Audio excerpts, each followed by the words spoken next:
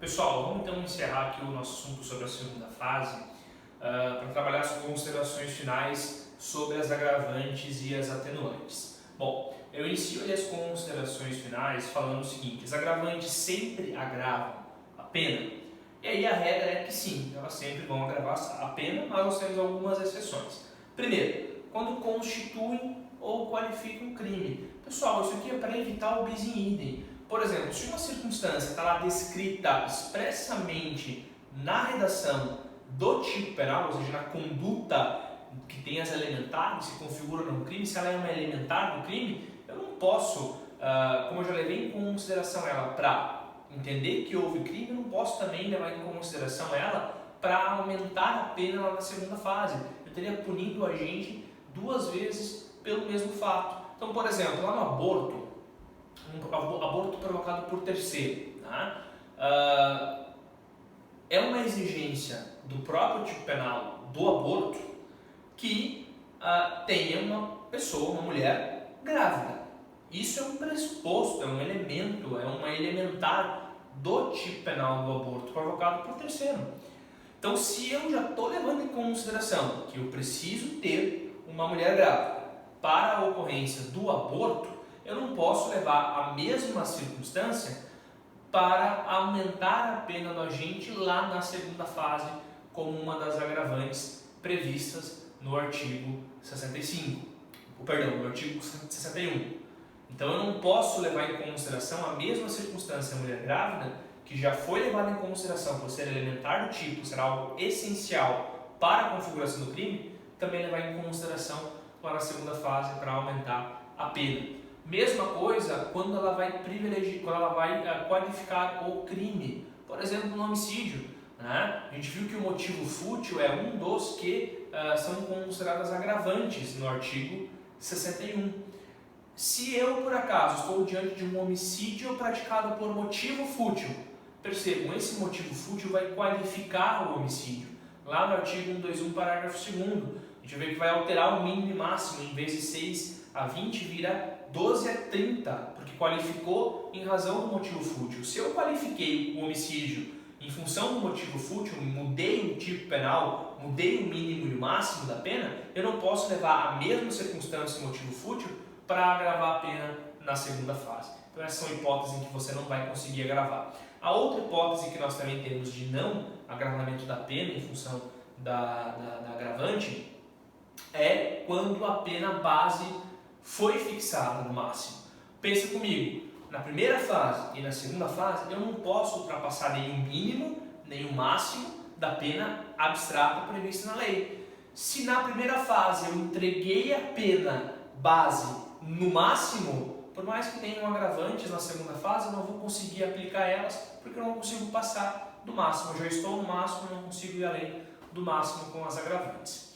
Seguindo, as agravantes do Código Penal incidem em todos os crimes? Toma cuidado, tá? Como regra, elas se aplicam somente aos crimes dolosos, por isso que eu frisei várias vezes. Tem que saber da circunstância e querer se aproveitar, querer se utilizar dela para a prática do crime. E para isso eu tenho que ter um crime doloso. Tá? Eu tenho duas observações, duas exceções. Uma é óbvia, se aplica aos crimes dolosos e também se aplicam aos crimes pré-ter-dolosos. O pré-ter-dolo é aquele que você tem dolo no antecedente e culpa no consequente. Né? Então a conduta inicial é dolosa, só o resultado que vai além do que o agente queria. Então, por ter uma conduta dolosa, então pode sim perfeitamente se aplicar as agravantes também aos crimes pré-ter-dolosos. Só toma cuidado, só pode em relação aos crimes dolosos e em regra em relação aos crimes culposos eu não posso ter aplicação de reincidência, exceto a agravante da reincidência. Então anotem aí para vocês entenderem que agravantes só vão ser aplicadas em relação aos crimes dolosos e pré-ter-dolosos, aos culposos não, exceto a reincidência que também se aplica como agravante no crime culposo. Bom, em relação às atenuantes, mesma perguntinha, sempre vão atenuar a pena? Como regra, sim, exceto quando constituem ou privilegiam o crime. Aqui é interessante porque lá nas agravantes, o próprio texto legal do artigo 61 fala são circunstâncias que sempre agravam a pena quando não constituem ou qualificam o crime. Lá no artigo 65 ele fala, são circunstâncias que sempre atenuam a pena. E não fala se configurar aí tipo penal, enfim, não traz essa redação. Mas a doutrina fala que quando constituir, ou seja, quando for uma elementar, ou quando constituir uma privilegiadora, assim como eu não posso punir 2 vezes por um mesmo fato, eu também não posso beneficiar o réu 2 vezes pela mesma circunstância. Então, quando ele pertencer, uma circunstância pertencer ao elemento do tipo penal ou pertencer como uma privilegiadora para reduzir a pena, para reduzir mínimo e máximo da pena, né, que é o que faz a privilegiadora, eu também não posso levar em consideração essa mesma circunstância que eu já utilizei para reduzir a pena, né, a mínima e a máxima para serem reduzidas, eu não posso também levar em consideração ela na segunda fase, porque eu já apliquei um benefício anterior, né, então não posso reaplicar um benefício em função da mesma circunstância. E também não vai atenuar quando a pena base foi entregue no mínimo legal. Então, por exemplo, na primeira e segunda fase eu não posso ultrapassar mínimo e máximo, ok? Se a pena base vem para a segunda fase já no mínimo legal, por mais que eu tenha atenuantes, eu não vou conseguir reduzir mais do que eu já tenho. Já está no mínimo, não consigo reduzir mais na segunda fase. Atenção às atenuantes, né? Não tem aquela divergência ali de crime doloso, culposo, enfim, as atenuantes se aplicam a todas as espécies de crimes, sejam dolosos, sejam culposos, sejam pré-dolosos. E o nosso problema final aqui é, e se ficar constatado o concurso entre circunstâncias agravantes e atenuantes? Pessoal, a regra, que na verdade se tornou uma exceção com o tempo, é que uma neutraliza a outra. Então a ideia é, uma agravante vai neutralizar uma atenuante. Um agravante vai neutralizar uma atenuante. Qual que é o problema? Nós temos o artigo 67. E aí o artigo 67 fala nas circunstâncias preponderantes. Seriam aquelas circunstâncias que valeriam mais do que as outras. Se ela aparecesse, se uma delas aparecesse, eu deveria esquecer as outras e dizer, não, eu preciso conduzir ela como preponderante. É o que diz o artigo 67. Quais são elas? No concurso de agravantes e atenuantes, a pena deve aproximar-se, então deve ser seguida, né, deve se aproximar do limite que for indicado pelas circunstâncias preponderantes, entendendo-se como tais: os motivos determinantes do crime, a personalidade do agente e a reincidência. Olha o que aconteceu. A lei vem e diz, olha, eu vou apontar circunstâncias preponderantes.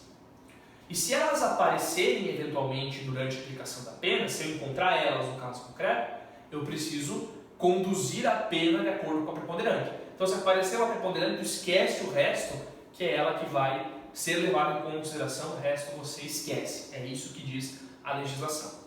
Só que ela fala ali, motivos, personalidade e reincidência. Perceba que houve uma preferência do legislador pelas circunstâncias subjetivas que estão relacionadas ao agente. Motivo é agente, personalidade é o agente e reincidência vinculada ao agente também.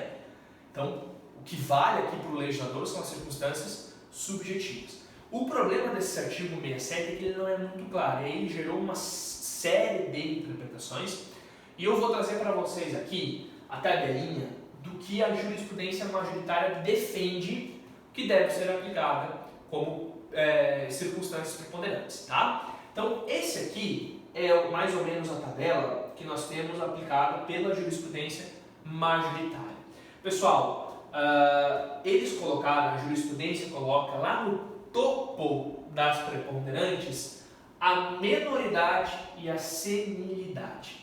Então, se o agente for ou menor de 21 ou maior de 70 no momento da sentença, em tese o juiz precisa esquecer o resto e reduzir a pena se for possível, se não estiver no mínimo, tá? Então, se apareceu menoridade ou senilidade, esquece o resto, é ela que vai preponderar em relação a ela que vai ser priorizada pelo julgador em relação às demais. No segundo escalão, vinha a reincidência tão somente. Então, a reincidência, se surgisse, ela iria ser preponderante em relação a todas as demais. Então, apareceu reincidência, desde que não tivesse menoridade ou senilidade, tivesse reincidência, o juiz deveria obrigatoriamente aumentar a pena lá no final da segunda fase. Com o tempo, o STJ veio trabalhando, veio discutindo, e agora já é meio que pacífico, que nós tivemos um acréscimo no segundo escalão. Junto com a reincidência, a gente passa a ter a confissão espontânea. Então, olha que interessante. Vamos dizer que eu não tenho menoridade, não tenho senilidade. Vou para o segundo escalão. Se eu tivesse aqui menoridade, já não analisava mais as demais, eu ia ter que reduzir a pena. Não encontrei no primeiro escalão, vou para o segundo. Tenho reincidência. Bom, só vai neutralizar a reincidência, ou seja, a pena só não vai aumentar em função dela, se eu tiver confissão espontânea. Se eu tiver confissão espontânea e reincidência, uma corta a outra e está tudo certo. Tá? Agora, se eu tiver só reincidência, independente se eu tiver outras atenuantes e agravantes, é ela que vai fazer a pena aumentar. Se eu tiver só confissão espontânea, ela vai fazer com que a pena seja reduzida, porque ela é preponderante de acordo com a jurisprudência. E se tiver as duas, uma vai neutralizar a outra.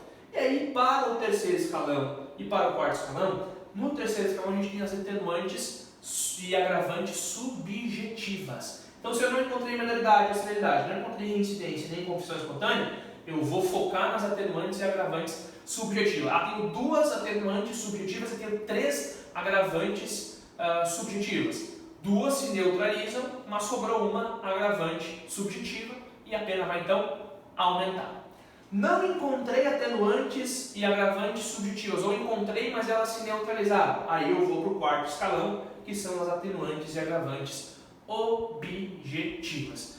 Elas vão entre elas se atenuar, vão se neutralizar, e aí aqui tiver mais atenuantes, por exemplo, objetivas, a pena vai reduzir. Se tiver mais agravantes objetivas, a pena vai aumentar. Esse aqui é um macete, prático que nós temos hoje na nossa jurisprudência. Tá bom, pessoal? Então a gente acaba aqui a análise da segunda fase de aplicação da pena, segunda fase da dosimetria. Semana que vem a gente vai ter então a terceira fase, que é bem rapidinho, e a nossa aula vai focar bastante na resolução de questões, A gente vai ter que fazer cálculos de pena para conseguir fixar bem aí o conteúdo, tá bom? Valeu, pessoal!